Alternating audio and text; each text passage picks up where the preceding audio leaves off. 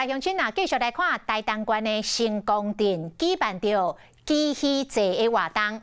这个活动明仔载就要正式来展开，会有一场青人鸡鱼的品尝大会。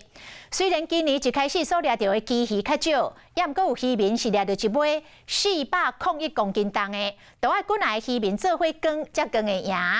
渔会总干事话讲，这是今年的上大尾破纪录了。 渔民同齐出大力，才将这尾真大尾鸡鱼为船舱内底给拖上岸。一阵行真无简单，才甲鸡鱼拖起哩棚仔顶棚。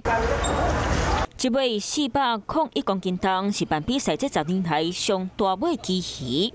相当破纪录的一个区域然后今年的区域呢也相当的肥美也是最适合吃区域生鱼片的季节。烧滚滚的油条内底，甲鸡鱼蚵卵真甲赤赤，哎呦喂，互人看甲会枵。 除了用油漆，别人看要去烘箱内底烘，鸡鱼把来油漆煸出来，烟火给散一刷，食起来美味死。某人爱食大海猪皮，沙西米配瓦萨比，人气嘛真香。今年淡季风较晚到，鸡鱼节活动嘛迁到明仔载，时到会有真侪人来试食鸡鱼料理，希望当下民众刷卡来到东海岸佚佗。 Hello， 我是谢嘉璇。想要掌握最及时的新闻资讯吗？赶快订阅、按赞、开启小铃铛，锁定华视新闻 YouTube 频道。